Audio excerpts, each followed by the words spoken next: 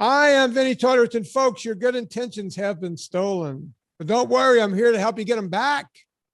And you may be soft and succulent when we start this process, but hang in there. Before long, you will be lean and mean. That's a guarantee from me. You just have to pay attention a little bit. Tis the season. And what I mean by that is we're in midsummer now, and the world is back working again.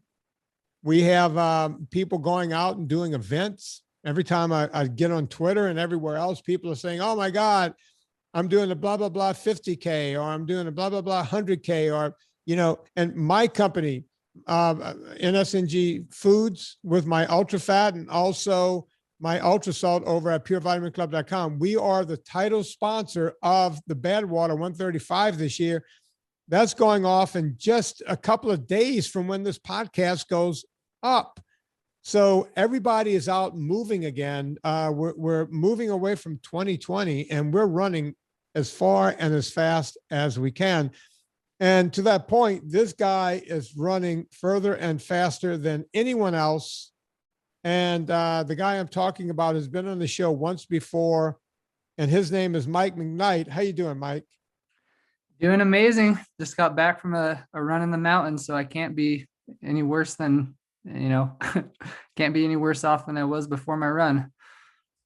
I'm looking at a tweet, right? Not a tweet. I'm looking at what do you call this? A text. You see, you young kids know what this is, but I don't. My friend Anna Vocino, who does the Monday and Friday show with me a lot of times, just wrote back to me. I have the name of that writer. Remember, we were talking about a writer off the air just now? Write down this name, and then after the show, we'll talk about it. Okay. Because I don't want to forget to tell you this. We're doing business on the air here, folks, the way me and Anna usually do it. Ann with no E, just A-N-N, Clark. And I'm going to write back to her right now and let her know who's looking for this person. Michael McKnight. This is awesome. All right. So she'll look you up. You can be Googled now, right, Mike? Because I know you're the reason I have you on the show is because you're an unsung hero. If she Googles Michael McKnight, do you come up first? I couldn't tell you. You see, that's your problem, Mike. We got to get you out there, man. Yeah, folks, I'm going to tell you, I had Michael on. As a matter of fact, you commented and I didn't respond to it.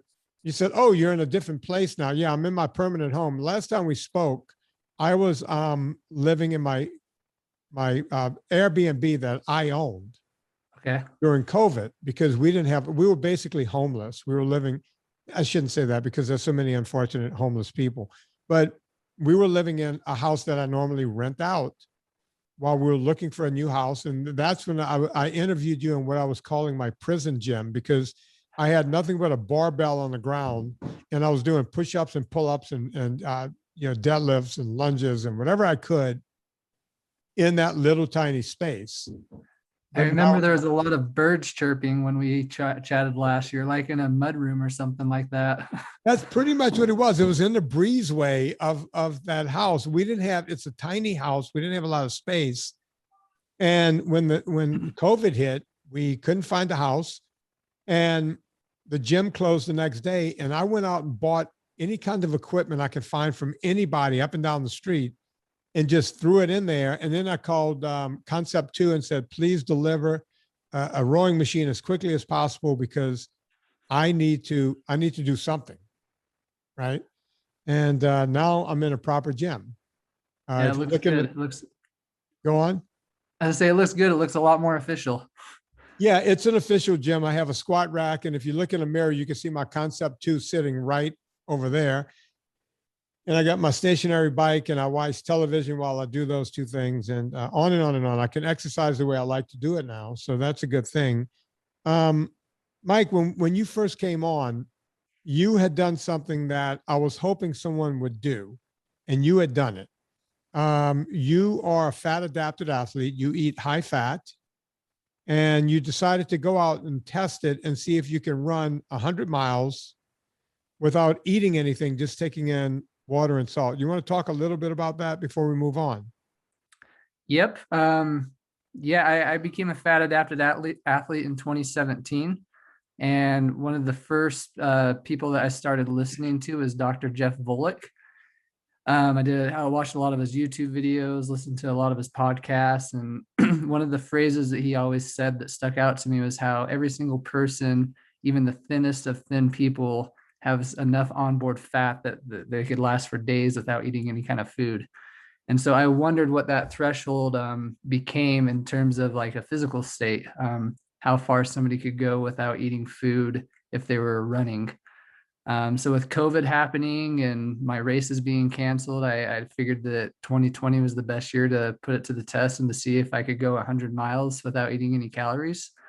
And I don't remember if I said this when we chatted last, but it was a pretty uneventful day. Like I had no issues. I had no concerns. Like everything just went perfectly. And I ended up doing it in just over 18 hours. But yeah, it was a great experiment, and I'm a lot more confident in trusting my fat storage now in my races, eating food when I feel I need to eat food and not being convinced I need to eat calories every hour, like a lot of people say.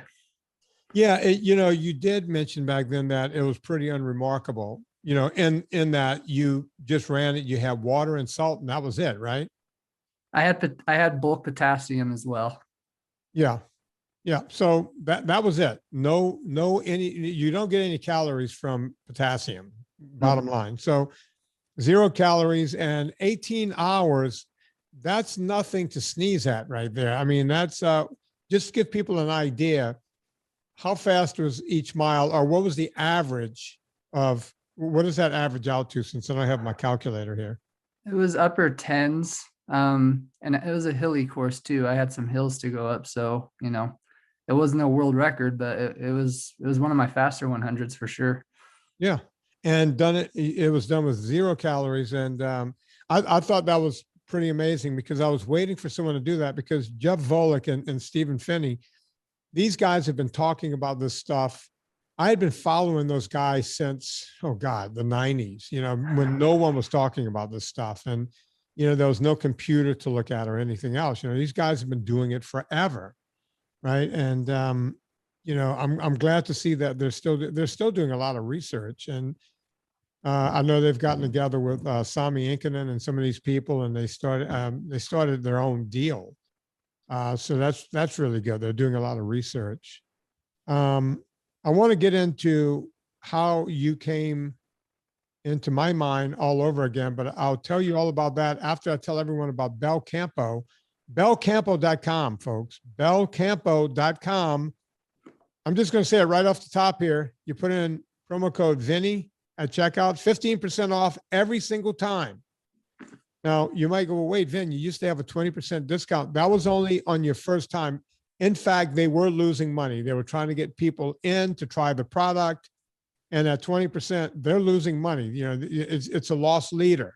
So that's why I was telling everyone, go out, get your friends and family and neighbor to order as much as you could at 20%, because in the meat industry, by the time that's shipped, they're losing money. I went back to him and I said, hey, my audience has been very loyal. Let's keep them there. What can we do? And they said, well, we could do 10%. And I said, that's not good enough. We need it to hurt a little bit more on your end. And they said, okay, fine, 15%. Now, if you do a subscription, you'll get 15% on the first time, but after that, it'll revert to the regular price, because on subscriptions, you save a lot of money anyway. Okay. So they would lose money again. I'm telling you guys, this is how close to the quick they're cutting it. Go to belcampo.com, BELCAMPO.com, Belcampo, promo code Vinnie. They have everything there. Anna Vocino almost exclusively buys her meat from Belcampo. She doesn't get any kind of special deal. She uses the 15% discount. So do I. I see Michael McKnight over there jotting something down. I'm pretty sure he's jotting down Belcampo right now, because the man needs to eat. Belcampo.com, promo code Vinnie. If you spend over $100 after the discount, means you got to order about $120 worth of stuff. That's not hard to do when you're buying meat. You will also get free shipping. Belcampo, free shipping over $100 by putting in promo code Vinnie, and 15% off every single time. And I don't know how long they're going to allow this to go on for. So go do it right now. I got them to guarantee a month, folks, but I'm going to try to get them to do another month and a month after that. Just keep going back, and I'll see if I can keep the discount going. That's a promise from me to you. We're talking to Michael McKnight. Mike, I was getting on my spinner the other day, and I go to Amazon Prime because it's free. You just go there and I'll click on anything from a rom-com to a documentary. I look at documentaries, comedies, rom-com, because you don't have to think too much. It's not like watching an action adventure where it's too much going on or anything. I like, just like when I used to ride my bike 500 miles and that kind of stuff, I wanted to listen to books on audio because it gave me, it was slow. It's something you could keep up with, and it's something to keep the time moving. So I'm going through documentaries, and turns out I was on YouTube. No, this is not how yours happened. My buddy Don Coddington wrote to me and said, I just found this on YouTube. You need to watch it. That's why I was on YouTube and not Amazon Prime. So I clicked it up on my big screen, and it said, From Broken to Breaking. I went, okay, what's this all about? And as soon as it starts, I went, that looks familiar. Oh my God, that's Mike. He was on the podcast. Well, this can't possibly be interesting. The most interesting thing I've ever seen. As far as any of these type of things go, it didn't drag at all. You have an FKT to your name. Is it your only FKT? Correct. Folks, if you're not used to what that term means, it means fastest known time. So a lot of times in races, like you win the Boston Marathon, we know the fastest time. But in some of these mountain events, they go with FKT, fastest known time. Usually you hear names lately like Kilian Jornet, which that didn't fall short on me either. Your son's name is Kilian. Yeah. I love that. These people do things like they'll run up and down Mont Blanc in 7 hours. It takes most people a couple of days top to bottom, right? So they have FKTs, right? And this is all, kind of, it's not really recorded, but people keep track of this stuff. Talk about the FKT that you decided to take on, Mike. Yeah, so the Colorado Trail, it goes from Denver to Durango or Durango to Denver, depending on which way you're going to go. And there's 4 different variations. So, Durango to Denver, Denver to Durango. And then in the middle of the Colorado Trail, there is a split off where you can do the collegiate west route or the collegiate east route. So that makes 4 different routes that you could take. So there's 4 different FKTs on the Colorado Trail. And I went after the Denver to Durango collegiate east route. And that particular FKT was set in 2013 by somebody named Scott Jaime. He was a runner for Prolazumi when they still made shoes.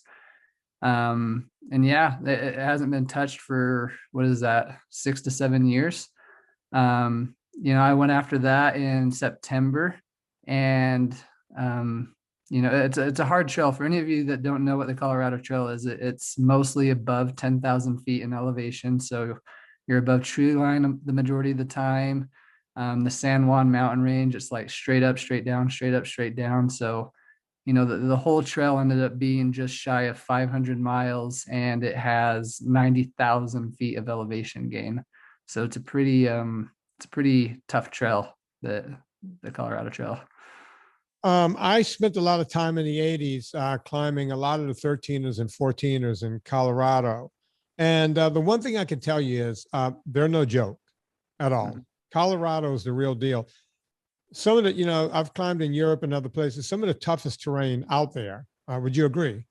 Yeah. Oh, yeah. So hard. If someone was just hiking the trail, just the average hiker, camping out on the trail, carrying a 40-pound pack and what have you, how long does it take to cover that 500 miles on average? Yeah, so there's thru hikers out there all the time. And from what I've studied, most of them are out there for about 8 weeks. So a couple of months. It's a long journey for sure.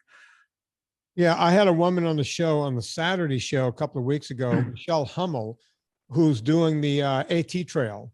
You know, it's a 2,100-mile trail, and she's a retired police officer. She's close to my age, and she's hiking out there. I was out there training because I'm climbing something a little later this summer. So I was out on the AT trail just doing a little run. And when you run into people with the big pack on, you know they're through hikers. And started chatting with her and her friend. And man, they're going to be out there for 6 months. You know, 6 months nonstop. Can you imagine? Can you imagine that? So all right, so out there 6 weeks is a normal amount of time, 6 to 8 weeks. Yep. Now when you do it supported, when you have yourself a crew and a crew chief and the whole thing, what are the normal times? You know, besides, has anyone tried to beat this since 2014? Yeah, people are trying every year. And a lot of them end up not finishing because of injury or just, mentally kind of giving in. They don't have a record of all the people. Well, I guess they do have a record. I've never looked at it, but there's the FKT.com, like it has all the routes, it has all of the FKTs. So if you go there and look, you can see people who have tried to get these FKTs. But yeah, it's people are trying it every year, and most people aren't finishing it just because of how long it is and how hard it is. Any notables like Scott Jurek or I don't know, Dean Carnesi? Has any notables tried it since 2014 that you know of? So have you heard of the name Courtney DeWalter? Yeah, yeah. So she's actually the reason I tried it. She went after the Colorado Trail last August, so a month before I went after it. And she got to mile 300 and then ended up having to go to the hospital because her O2 levels were down to below 70. Yeah. So she ended up getting pneumonia as well, and she had to go to the ER, and they had to build her back up. But she attempted it, and she was on course to really crush that record. We both run for Solomon. So after she had to go to the hospital, I sent her a text and told her I was sorry and everything. And she basically just came back to me, and she's the one that said, "Hey, you should go try it. I think you could get it." And then it was like 3.5, 4 weeks later is when I went out to get it, just because she put the idea in my head. But yeah, she's the only notable that I can think of in the past couple of years who've really tried it. Yeah, it's amazing because the lung filling your lungs filling up with fluids and all that. That's common, that kind of thing. There's a fine line between going hard and then just going over that line, right? Correct. And if you get sick, if you get any kind of infection or anything out there, you don't have a lot to fight it off. So a lot of times people go, "Well, that guy wasn't tough enough, or that woman wasn't tough enough." No, folks, it's about something happens, right? It happens to the best. You see it every year in the race across America. These guys, one day they're winning the race, the next day they're in the hospital, not even finishing. The unusual thing here, and you didn't say this in the movie, you talked about her and you talked about her not finishing. I didn't realize that it was only 4 weeks between the time she said that and you going out and doing it. I mean, that I was going to ask you about your crew chief anyway, because that guy is awesome. And if I ever did anything again, I would pay him whatever he wants, because my guy, Mehran, was the best ever. This guy may be better than Mehran. Who is this guy? And how did you guys come together? Because without him, I'm pretty sure you wouldn't have made it. Would you agree? Oh yeah, I totally agree. I would not have made it without him. It's funny you say that. I told him that he's going to regret being in this documentary, because I've had so many people message me and say, "Hey, could you introduce me to Ben?" That's his name, because I have this thing I want to do and I'd love him to come out and be my crew chief. So yeah, that documentary really does a good job at showing how much work he put in and how awesome of a person he is. But we actually met in 2017 at the Triple Crown of 200s. I can't remember if I talked about that in the last show with you or not. I can't remember either, because now I'm confusing the last show we did with some of the stuff you talked about in the movie. Oh, okay.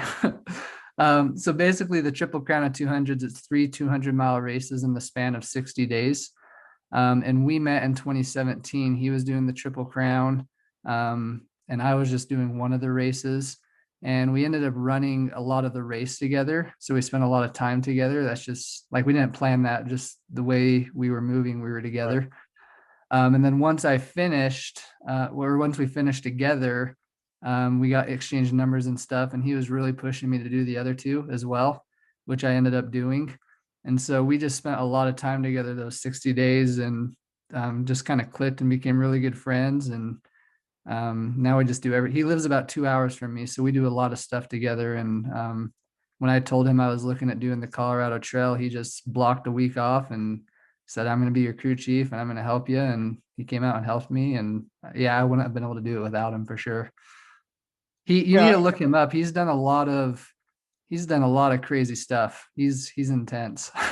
Yeah, no, you can tell. And that's kind of the thing. And if you're not into the sport, folks, you wouldn't understand this, but usually, like whenever I wasn't racing, I've crewed for Ram, I've crewed for my friends at races that I had done the year before. Sometimes you make deals. Hey, I'll be your crew chief this year, you be mine next year. You know, there's all kinds of deals that go on like that.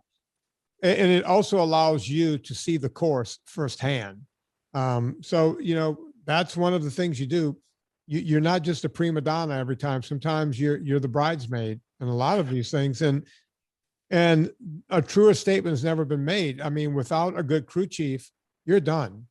You're done. I've seen people, you know, especially in Ram, you know, when you got the big moving caravan, you got the van for all of your crew to sleep in. You have one car that's sticking with the rider, and you got another car that's going back and forth from the van to the rider. And you got one person handling all of that. And they're tired and worn out, and everyone is sleep deprived, and on and on and on. And if you don't, you're really testing your mettle out there, not just the competitor, but everyone else who has to do everything for this person, and sometimes even wiping that person's butt. And I'm not making that part up. I mean, it's you know, it's funny. We put ourselves in those situations, Mike, but it's one of these things where in life we get to see what we're made of and what other people are made of, and how we all come together for a common goal. Even though you get all the accolades for finishing, you can't do it without all these other people, right? I mean, go back to the spot in the movie where my bag of shoes was stolen. If I had a crew chief that was upset about it, just like I was very upset about it. I don't know if the documentary showed it. Oh, it showed it. I didn't think you were upset enough. I was. I would have used the F word. It would have been bleep, bleep, bleep, bleep, bleep, bleep, bleep, bleep, bleep, bleep, bleep, because that I would lose my shit. And it turns out you were the one that left him on the back of the truck, right? Or was it him? Or someone left it on the back of the truck and then it was gone? Yeah. So I live in northern Utah. I trust everybody. So I left them in the bed of my truck like the night before the race at the hotel. So somebody just walked by and, you know, took my bag of shoes out of the bed of my truck, and now they're nowhere to be found. So yeah, like if I had a crew chief that was just as pissed off about that as I was, then there's a good chance I would have just called it right there. And that was only like mile 20. Yeah. But Ben, he was just like calm. He just like zoned in on me and was just like, he's like, dude, you're out here, you put in the work, like it's just shoes, like we'll go get you some more shoes at a running store. So you just go to the next spot, I'll be there and I'll have it figured out for you. So Yeah. with as calm and as collected as he was, like he turned a pretty terrible situation into a not so big of a deal, and we moved on. And again, for the non-anointed out there, this is not a princess and a pea thing. When you're out there running those kind of miles, you don't have one pair of shoes. And especially if you go up into a snow field, you need gaiters and shoes that are waterproof, and on and on and on. If your feet get wet, you could get all kinds of problems. If they stay wet too long, for that matter, all kinds of problems that could end your race. So this is not, oh, he needed 5 pair of shoes. Who is this guy? No, it takes all of that to go 500 miles plus when you think about it. Yeah. Go on. I was just gonna say, and like, your feet swell the more you go. So I had like, I'm size 11, but I had a few size 11 and a halves in there for when my feet did swell. And so, yeah, there's just a lot of variants that go into what shoes you need for a 7-day event. Yeah. This thing was shot very well. I'm guessing some drones were being used. The people running behind you with cameras and what have you. From a guy, I'm working on documentary number 3, and it's easy for me because I just sit in the chair and start yapping. Pretty much what I'm doing here, except I wear a nicer shirt and no hat. But I just sit in the chair and yap. But you have to go and get these other interviews and do all this stuff. You're running and you're at altitudes and you're out in the middle of nowhere. This thing is shot. Serena was even commenting. My wife is an actress, and she's like, "Oh my God, they have drone shots or something. What's going on here? Who did this?" Right? Can you talk a little bit about who shot it, how it was shot, and maybe even how it was edited? Because it's all just a great movie. So I can't remember if I told you this in the email or not when you reached out to me, but this was actually done by one person. He did rely on a few GoPro footage from like like I had pacers. For people who haven't seen the documentary, a pacer is somebody that basically runs with you to keep you sane, make sure you're safe, just to give you some company. So the guy who put the film together did ask a few of my pacers to, GoPro some footage and give to him. But the high quality camera shots, the editing was all done by one person. He's a local runner in Utah, and like this is his first feature. This is his first big project. He's done a lot of small things just for fun, but when he found out I was doing the Colorado Trail, he reached out to me and just like, "Hey, dude, I'd love to come out." Like he gave me a killer deal. He's like, "I'd love to come out and try and put a documentary together for you on this whole thing," which he did. He's a good runner, so that's why he was able to run with me in a lot of sections and film me. And yeah, like it's just all one person, and he did a solid job for his first time doing it. I hope this gives him a lot of traction because he is wanting to make this a personal living for him. He wants to become like a filmographer for outdoor documentaries. But yeah, it's pretty, most like everything with this whole Colorado Trail thing came together so quick and so easy. Like he just reached out and offered to do it, and he did an amazing job at it. And I couldn't be more pleased with the work he did. Yeah, I'm shocked that he's a first-time guy because he really did a great job with it. It's interesting because back in 07, after my big cancer scare, and I guess it was 08 when I did the 508, and they had some cameras on me, and there was talk about, hey, we can get a lot of footage. And I kept saying, how's this going to be interesting? It's just not going to be interesting because it's a race, yet it's not like the Tour de France where you see a bunch of people together. It's an ultra race out in the desert where we're going to just watch a guy ambling down the road on a bike. I said there would have to be several cameras, maybe get the guy leading the race, right? Maybe get the last guy in the back. That could be an interesting story. Get a few people in between. Let's see if we can tell some human interest stories because not everyone's trying to win the thing. Some people are just trying to finish, right? Let's do some of that. And we did a little bit of it. And I said, you know what? This is just not interesting. It's just not interesting at all. Okay, yeah, I'm a guy who had cancer and I lived and I came back a year later and did this. So what? Now, I was able to write a really good book about it because I was able to talk about my life as a trainer and, being this really fit, healthy guy and then turning that around and finding out that I was almost dead. And then after that, there's a comeback story. It's great for a book. And that book, here we are 10 years later, and it still sells really well, more than 10 years. And the book is still out there, burning gas. But I'm just not sure that can work as a documentary. When I started watching this, I had the same feeling. It was like, and I've seen other people on this show try to do documentaries, and I'm not going to mention any names, but they don't all turn out that well. It's almost like there's a great story for the first 15 or 20 minutes, and then it just kind of meanders off into something else. Your story stays interesting all the way through. And I think it's for a few different reasons. Number one, it's never a fait accompli that you're going to even make it. There are a few times when, and I'm not going to give the ending and talk about whether you made it, whether you broke the record. We're not going to give any of that. But there are a few times where I'm going, okay, this guy's done. There's no way. This is just going to be, I almost made it. I could come back, or maybe he'll cross the finish line and he'll be late. You know, you got all these different things in your head, but you finishing, there's some doubt there. And then you go back, not you, but your filmmaker goes back and tells your story of you growing up as a fat kid. And I love that mixture of you and your dad and the Mustang and just the whole thing. Would you mind telling that story here? Yeah. So that's kind of where the name. So first of all, to go back to what you're saying about it not being interesting or potential to not be interesting. This was supposed to be a 25, 30-minute thing.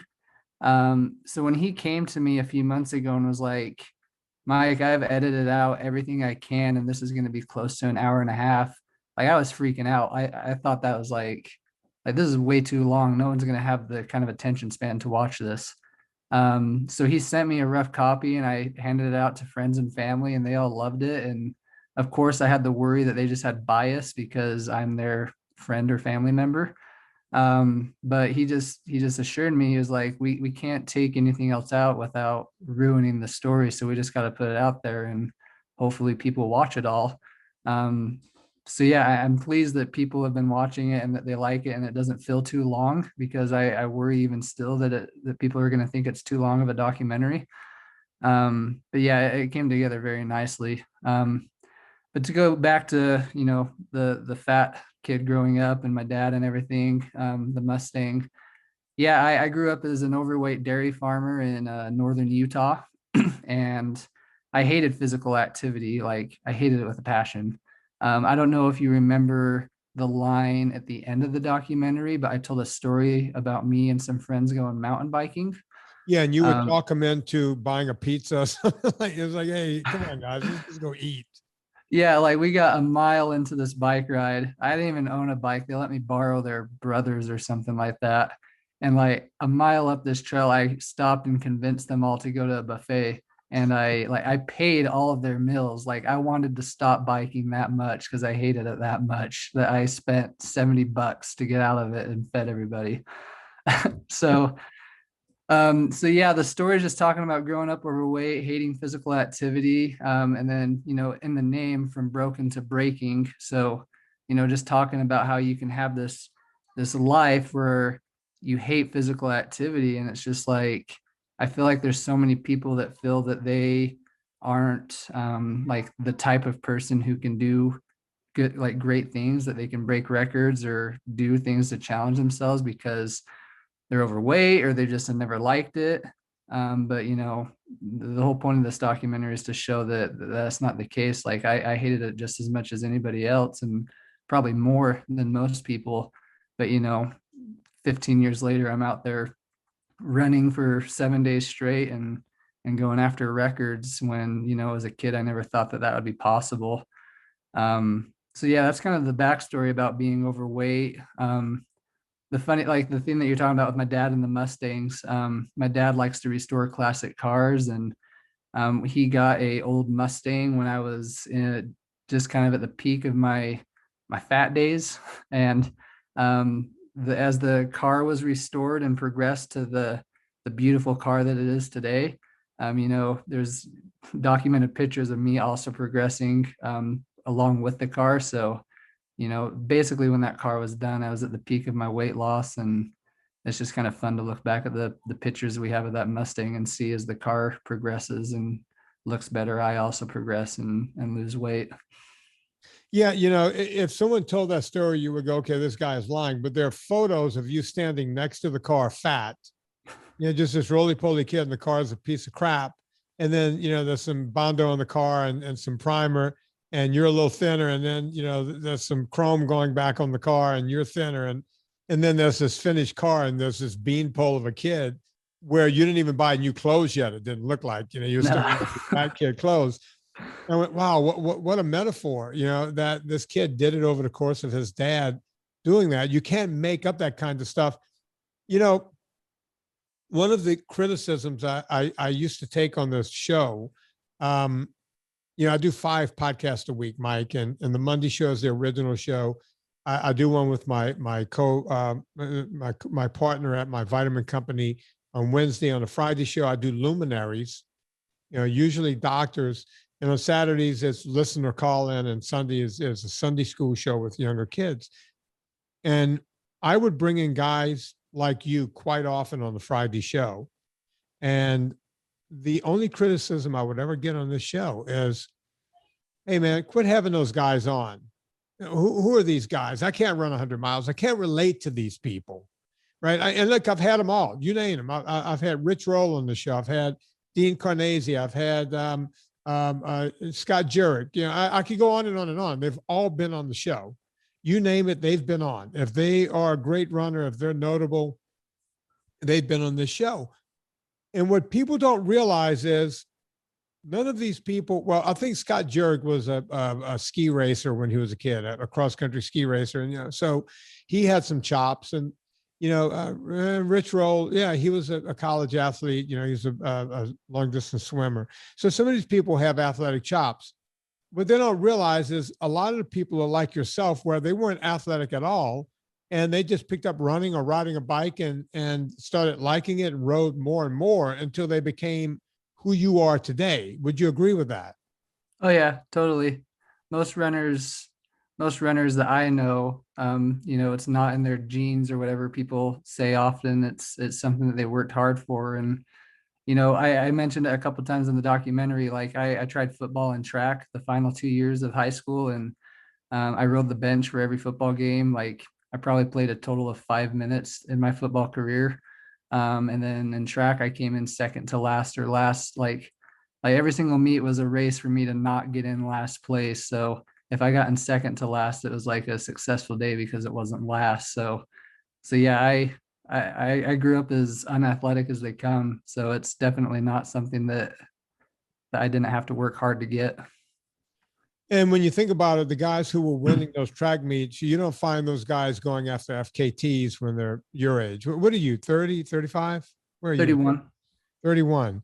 I would be remiss if I didn't ask you about your wife. You guys have a beautiful little kid there. She came along in the second half of the FKT. And I'm sure that that's a feat in and of itself, because you have to look after a kid and bring the kid along and what have you. How does she feel about you doing all of this, and how does that work? Yeah, I want to say 2 things to that. First, I'll answer your question. She is one of the most supportive spouses that anybody could ever ask for. When we first got married, I could see there was a little bit of hesitation, and like whenever I'd get in a race, like, she'd come and crew me, but I could tell if I was having a low moment, I could tell that she almost wanted me to quit so we could just go home and like cuddle and watch a movie or something. So pretty early into our marriage, like, we sat down and chatted, and I was like, sweetie, I was doing this when we met. Like, this is a big part of who I am. If it's hard for you to come out and crew me, like, then don't come. Like, it's okay if you want to stay home. Like, I don't expect you to be there. But if you are going to come, like, I need you to do everything you can to motivate me to get me to the finish. And so, as soon as that was kind of presented to her, she took the route to keep coming, and she was ready to motivate me to get me to the finish. And she's so understanding, so supportive. And like today, for example, like I got up at 6 a.m. and I went running for 7 hours in the mountains, and that didn't bother her at all. Obviously, like, there's balance and everything. I don't do that every single day. Most days I get up before the sun comes up and go get my run done before she even wakes up. So, it's not affecting family time most days, but, she's very supportive. She's always coming along to crew me, always coming along to push me to get me to the finish. So she's super, super supportive. I don't remember what else I was going to say. Oh, the other thing I was going to say, she's like, I think she's more of a champion, and I hope this doesn't sound cocky, but she's more of a champion when it comes to doing amazing things than, than me. Like the things that I've been able to accomplish, like I think are nothing compared to what she's done. Like when I did the Triple Crown of 200s in 2017, those 3 200-mile races, she came and crewed me for all 3 of those. And that was like 4 months after we had our son Killian. Wow. And I remember coming to an aid station where she was waiting for me, and it was like 4 a.m. She fell asleep, so she wasn't ready for me. But I peeked into our little Toyota Camry. Like, we didn't have a big car. And she had the front seat laid down, and she was curled up in a ball on that front seat holding our son. And they were just both sleeping in that little seat. And she did that for 3 races. And it's like, she's a champ. She puts in a lot of hard work to help me out with these things. And I'm very appreciative of her for that. My good friend, Chris Kosman, who was a stellar athlete, endurance racer, all on his own. Now he owns some of the best races in the world. My company is sponsored. We're one of the title sponsors of Badwater this year, and my Ultra Salt and also my Ultra Fat products are the sponsors of that race. Chris has often said to me, we've had more than our shares of dinners together and what have you. He said, every ultra athlete I've ever met, it's not that they're great athletes, they are masters of time and the skill of planning and working everything around everything else in their life. We can all make excuses and go, oh, I work too hard, and the boss and my wife, and I have kids.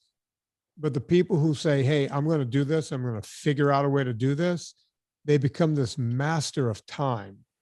You just went into that just a bit where you said, yeah, I like to wake up before my wife and kid wakes up so I can spend time with them. Can you go into that a bit? Does your wife work? What do you do outside of the house? Do you have a job, or is this full time for you? Where are we with all of that? So my wife, she does a few things. She's a crossing guard at the school. So right now she's off, but it's usually a couple hours a day when school's in. Right now she babysits full time. So Monday through Friday, we have some kids in our house from 9 to 5 that she's babysitting. As for me, this is just kind of a part-time gig.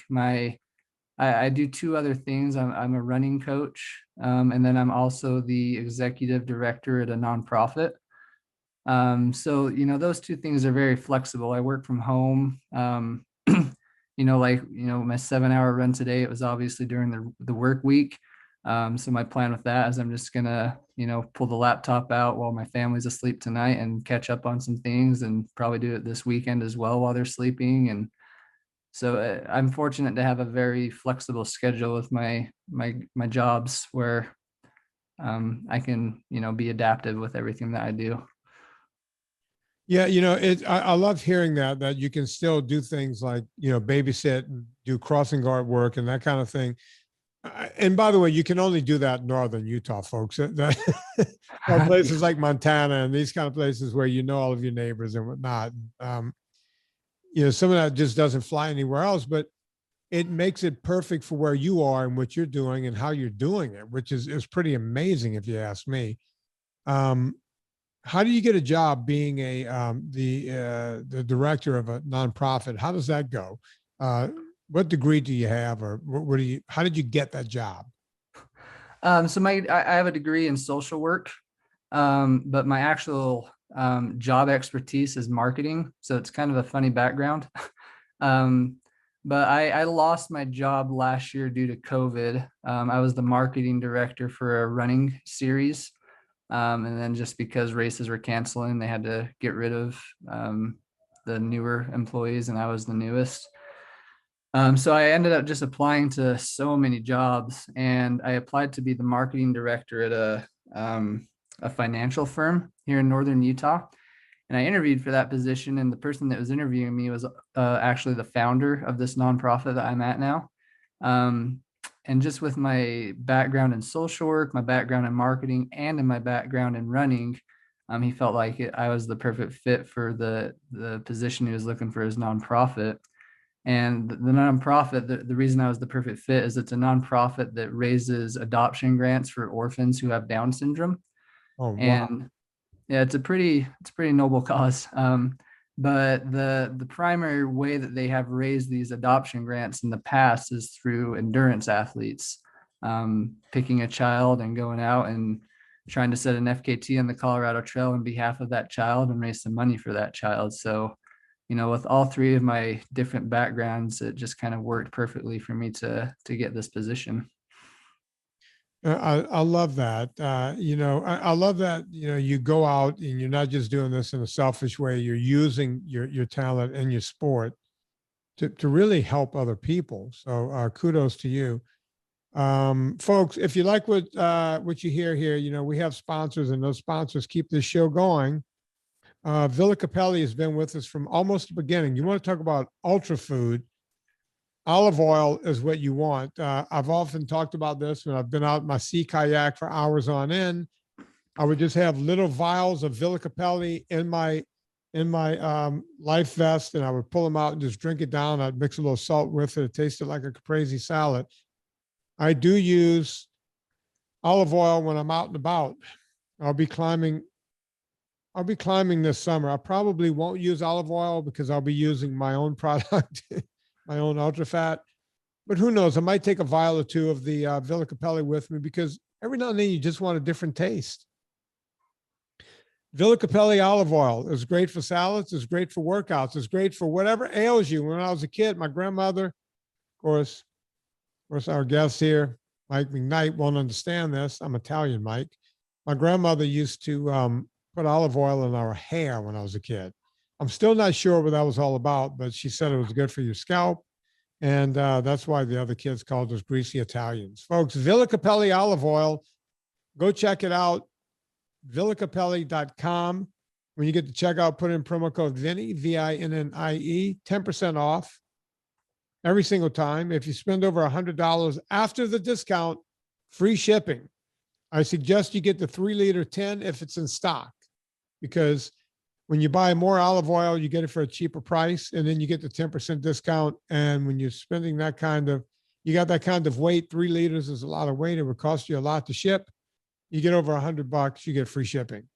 So I'm just telling you guys how to save money here. That's all. Villa Capelli olive oil, promo code Vinnie, 10% off, VINNIE, no MPY. We're talking to Michael McKnight. And this guy's got a movie out there, a documentary. Right now it's on YouTube. I'm trying to help him get it other places. I'll keep you guys posted on that. But right now you can watch it on YouTube. Mike, does it have very many views? It's called, by the way, it's called Broken to Breaking. How many views do you guys have on YouTube? When I checked yesterday, we were at 25,000. That's pretty. How long has it been up? That's a lot for YouTube for an hour and a half long video. It came out June 2nd, so 22 days. Yeah, it's we got to figure out a way. Folks, I talked to Mike before the show started. More people need to see this movie because it's just that motivating. What made you decide to go with YouTube and not try to find other places to go to? This is my first time ever doing something like this.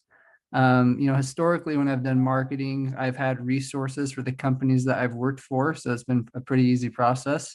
But where this was a self-funded project and this was his first project, so he didn't have any resources and, I didn't have any as well. We just went with YouTube because it was free and easy. And to be honest, I wasn't sure how good it was going to do just because I felt it was too long. So I thought like friends and family would see it and it would end right there. But since we've been getting a couple thousand views a day, I'd really like to try to find it to put it somewhere else now that I see it's doing better than I thought it would do. Yeah. And let me just tell you this, I'll say it on the air. If Netflix or anyone calls, unless they're giving you a shit ton of money, don't even consider it, because once they get it, then you can't sell it anywhere else. Let's see if we can figure out a way. I'm working on some guys in the background. We're going to see if we can't get Mike out there and get this movie going. As a matter of fact, I'm checking my Gmail right now. I haven't looked at it in a few hours. See if anyone's come back to me yet. You know, it's amazing. It's so hard to get anything done nowadays. It No one's really come back is. to me yet. But you know, I really want to see this movie go other places besides just on YouTube for free. You guys deserve to make a buck on this. If you do make money on it, are you planning on donating any of it, or any thoughts about that, or use it to make another movie? Because it's pretty motivating. I mean, the first thing I'm going to do is give the filmmaker more money because he definitely gave me a killer deal for it. Um, I gave him more than what he asked for because I was super pleased with how well he did. But, definitely if we start making money on it, he gets a fair portion of it. And then everything else, I'm just going to put into that nonprofit that I work with, Racing for Orphans with Down Syndrome. I don't really care to make money off of it, honestly. I just want to be out there to help people accomplish some of their goals. As far as money goes, because it costs money to keep living and to keep doing these events and what have you. I know back in my day, and this was the late '80s, early '90s. I was amongst that first group of kids on mountain bikes where we were doing 24-hour events. You know, it became a thing. It was thought that you couldn't ride a mountain bike for 24 hours. You know, that was the thought pattern back then. And then people like John Stamstad started doing it, and guys like me were right behind him, and a sport was born. Um, and then, of course, then we started doing more and more races. And even though we weren't doing any of the NARBA, 2-hour events, where you had, those athletes, we all got pro cards, right? So we were pros not making any money, right? There was no money. And, you would get people like, I don't know, Hammer Nutrition was brand new back then. And they would go, hey, would you wear our kit? We'll sponsor you. And it's like, yeah, how much are you going to give me to wear your kit? Oh, we'll give you free product. Okay. What else? Free product. Yay. Thanks for all of your sugar. I can eat some M&Ms and get what you're giving me. But that was it. We couldn't really get anything back then. Right. Are you guys making anything? Is there any way? You don't have to tell me what you're making. I'm not asking that. Are you guys getting anything for these efforts at this point? Are you talking about for the film or just as an athlete? As an athlete. I mean, Solomon's my main sponsor, and I get a little cash from them. Honestly, like maybe I could make more if I like tried to, but like I'm trying the best I can to not turn this into a job. I want it to be something that I do for fun. So when I negotiated with Solomon, I just asked, basically just enough for like some grocery money, basically. I'm not out trying to get a lot of money. So, but yeah, there are a lot of sponsors out there that's willing to give money nowadays for sure. You definitely need a good following on Instagram and need to be getting on the podium and stuff like that. But yeah, people like Killian Jornet though, like this is definitely his job. He's definitely getting a full-time salary for what he's doing. Yeah, and look, I mean, I get it. Killian is doing some major league stuff, and I've always said, he's as good as Michael Jordan, but he's not making Michael Jordan money. No. Right? That's the problem with all of this. These people have, Killian Jornet does something crazy, and everyone around the world sees it. So he's got eyes on him. Shouldn't he be making the same kind of money that a professional basketball player is making in this country, even though he's not from this country? That's what I always wonder about. It's like, well, when someone comes to me and says, well, the women in the WNBA should get what the guys get in the NBA. Well, do they have as many eyes? Right? The Williams sisters get a lot of money because, they have a lot of eyes on them. They're the best tennis players in the world. That's what we do. And then I look at the Killian Jornets of the world, and it's like, well, they have a lot of eyes on them too. Who's paying attention? What killed me was the whole time I was racing as a quote unquote professional, I got nothing except sugar. Literally, they were paying me in sugar. One sponsor for, they would give us, hey, turn in your vouchers for your cheap hotel and we'll send you the money for that. Right. Yeah. That's what they, Reimbursements. yeah. It's like a lot of, yeah, we'll reimburse you, you just wear our thing. And then of course I get on the internet and I start making movies, and Specialized sends me an S-Work bike, a $10,000 bike for free. And I was like, where was that back in the day when I was buying my own bikes? Right. Stellar Kayak sends me a kayak, a carbon fiber kayak. Where was that? When you're doing the sport, not interested. You have a hit podcast, you make a couple of movies, they start. And by the way, this is not a complaint, right? I get it. I have more eyes on me now, but it makes me wonder about guys like you. You have 2 mouths to feed besides yourself, right? Shouldn't you guys be getting paid for these FKTs and all this other stuff? It's just what I wonder, right? I think you guys should get more. That's just me, right? Go on. I think, as I say, I think a lot of it though, like, when you compare it to Michael Jordan, people like the NBA, and they make a lot of money. People pay for that kind of entertainment, and there's eyes on Killian. Like he has a lot of eyes, and I'm sure he's getting compensated very well. Not as much as Michael Jordan, but I mean, a footwear company, I doubt they're bringing in as much revenue as the NBA is, for example. And like for myself, 25,000 people watch that video. Like, in reality, that's not a ton of people compared to the amount of people that's watching a basketball game. So I get what you're saying, and it would be super nice, like if this was just something that I was getting paid very well to do, but I just don't think in comparison to NBA stars or football stars, there's just not near as many eyes that are on us. That's just my viewpoint. No, and you're right. There isn't, but there is a certain amount of, I don't know, maybe there needs to be a race of champions or something to, something to that degree. I don't know. I'm not really sure how it works, but the amount of work that goes in, and you guys are doing all of this stuff. I'm doing everything I can to see if I can get your movie seen by more people, because it had an effect on me, and I think a lot of people would be affected by it. So I think we need to get those numbers up on YouTube and then see if we can't get it somewhere else.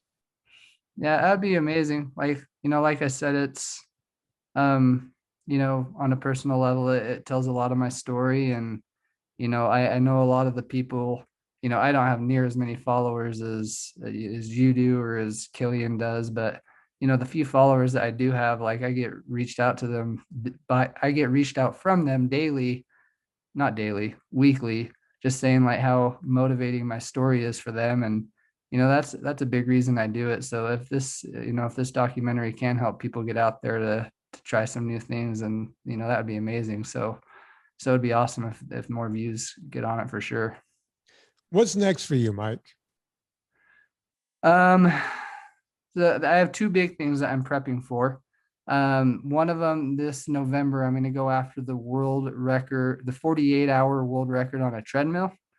The current record is 251 miles. So I'm hoping to run 252 miles in 48 hours on a treadmill. And then next summer, I'm going to go after the Appalachian Trail FKT. So those are my two big ones right now.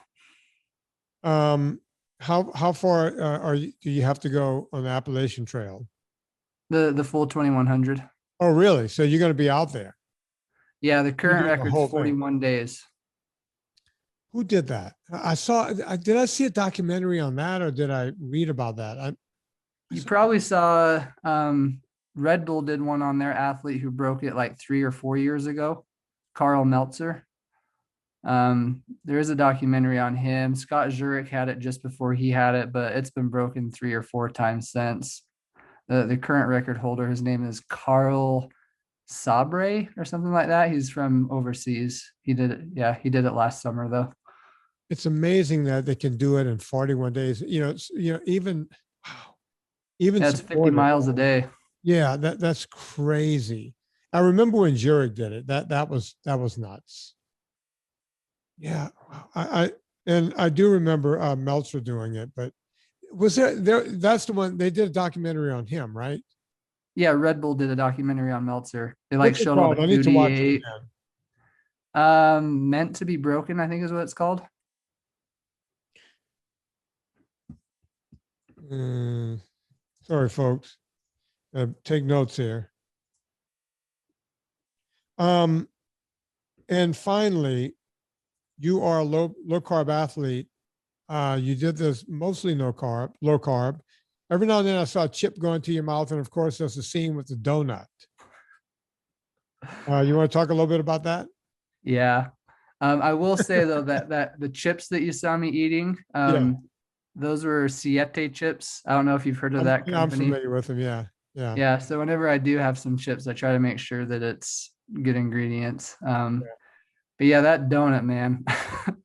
um, so the whole so probably from mile 200 to 400, like my quad and my knee felt on edge, where I was like I feel like any step something bad could happen. And yeah, so, it showed it in the documentary. Like I was doing air squats, I was doing tree sits, like, a wall sit on a tree. Like I was doing a lot of mobility exercise to prevent anything from happening. And then I got to mile 400 and I was getting a blister taped up, and my crew busted out a dozen donuts for everybody. And, this was day 6 or so, and I had like 4 hours of sleep. I was just so tired. And this donut looked so good. um, and I'd like to think that I gave in because of the sleep deprivation. yeah. but but yeah, I asked for a donut and everybody was shocked. Like that was my first donut that I had in 5 years. Wow. um, yeah, I ate that donut, and in the moment it tasted super good. I'm sure my body was pretty depleted in general, so I'm sure anything at that point would have tasted good. But yeah, I had that donut, I ate it, and then I left. And then probably 2 hours after eating that, 2 to 3 hours after eating the donut, that knee issue and that quad issue just like it just felt like my quad exploded. And this was at mile 400, so I had to go the next 90 miles like hobbling. It slowed me down a lot, and I'm like 95% convinced that if I didn't have that donut, that it wouldn't have happened. I know you talk about that in the movies. Like, look, my last donut, I can tell you when it was. My daughter was around 12, my stepdaughter, Tallulah. We were in New Orleans. So Tallulah's 24 now. So that's a good 12 years ago, her half a life ago. And we had beignets. That was the last time. I haven't had a donut. My last one was a beignet in New Orleans at the world famous Cafe de Mar, because I would try to do those things, when you have you have a kid, right? So Right. you don't want to sit there and stare at them while they're eating it. They feel, what's wrong with me? He's not having one. Yeah. So we were pretending we were Tony Montana because all the powdered sugar is all over your nose. And, we were pretending we were Scarface and everything else. And that was my last donut. I haven't had one since Tallulah was like 12 or maybe 11. She was pretty young. But I know that feeling every time I do something like that. Like I'll go on a long bike ride or something, and then I'll taste some ice cream or something, right? And then the next day I have a headache or I have some inflammation or something, and I go, it was fucking ice cream. It had to be the ice cream because this never happens to me, right? Yeah. And all of a sudden it's happening. So you end up blaming it on the one little thing you tried.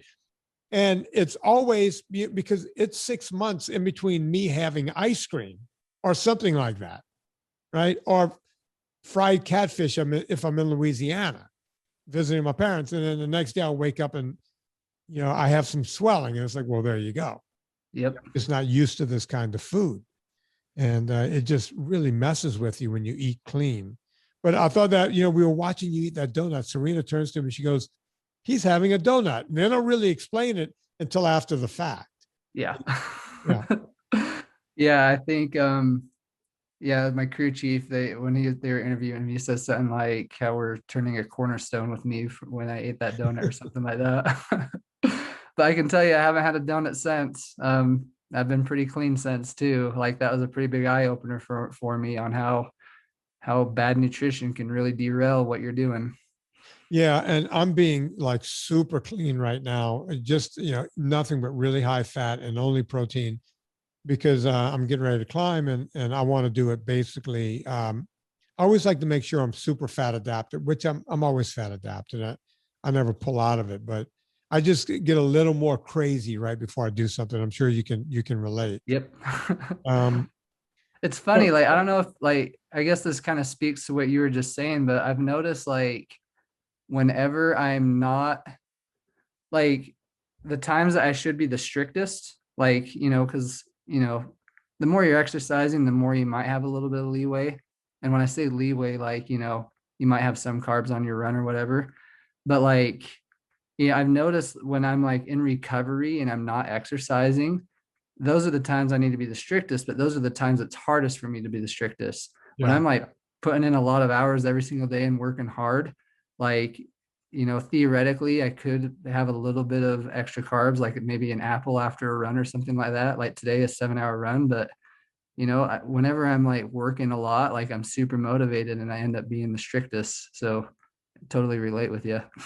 Yeah, look, I tell people, people talk about backloading carbs and all this crap. It's like, no, it just doesn't work that way. I wish it did. Yeah. Here's a guy that can go 7 miles, 7 hours, folks, not 7 miles. So hopefully you went further than seven Yeah. miles in that time period. Um, Same thing, yesterday I did 2 hours on my spinner, and then I went out with a guy named Dave Dolag. They call him Dave the kayaker. He's got a whole online thing. He's a big kayak guy. He races. And we went 2.5 hours in the kayak. So I did 4.5 hours of aerobics yesterday. I didn't feel like I needed to come home and have a carb. I came home. My wife had two big giant hamburgers, fresh hamburger patties she made. It was probably just close to a pound of meat. Yeah. And that's what I had, that with a piece of cheese on top of each one. And that was dinner. Went to bed, felt great. Woke up, felt great. You try to explain that to people and they go, why? Why? It's like, if you're not interested, you're not interested. That's all I can do. Anything else we should tell anyone before we let you go, Mike? Not that I can think of. I think we covered most of it. Folks, go watch the movie From Broken to Breaking. It's a story of Mike McKnight and what he did in a 7-day period. You really want to see this.